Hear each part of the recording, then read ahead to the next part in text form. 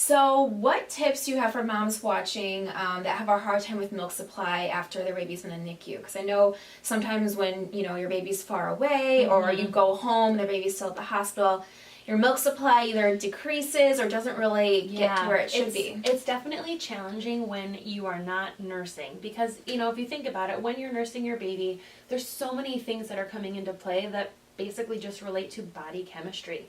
You're holding your baby, you have skin to skin, so you have touch and you have hormones that are released because of that. You're watching your baby, you're listening to your baby, you're smelling your baby. All of these things are biologically there to help your body do what it needs to do. So for moms whose babies are in the hospital, for moms who are going back to work and they're pumping in a room, at their office, what I always recommend is to bring something of your babies that smells like them. So I would always bring either like a pair of pajamas or a blanket from their crib, something that just smells like them and smells like their room. And then I would look at videos or pictures of them with sound if possible, just trying to mimic all the different senses that you would otherwise have if you had your baby there with you. So it is challenging, especially when you leave your baby in the hospital or babies to go home.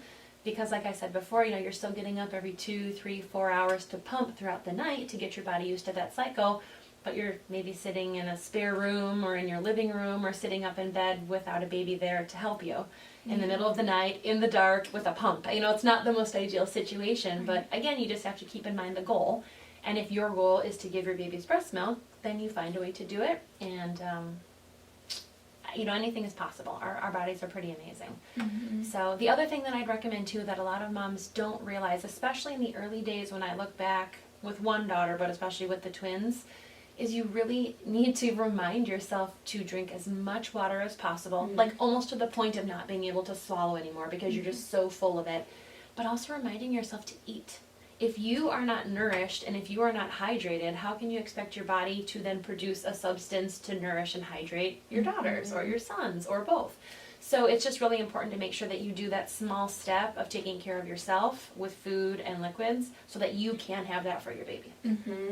I always tell that to moms too when they ask about if they're on their period, their milk supply goes down. Your body naturally wants to take care of you first. So that's such a good point about drinking the water, eating food. 'Cause I'm sure as a new mom, especially with twins, you're running around, you're like, wait, did I eat today? And yeah, for sure. So that's super helpful to know.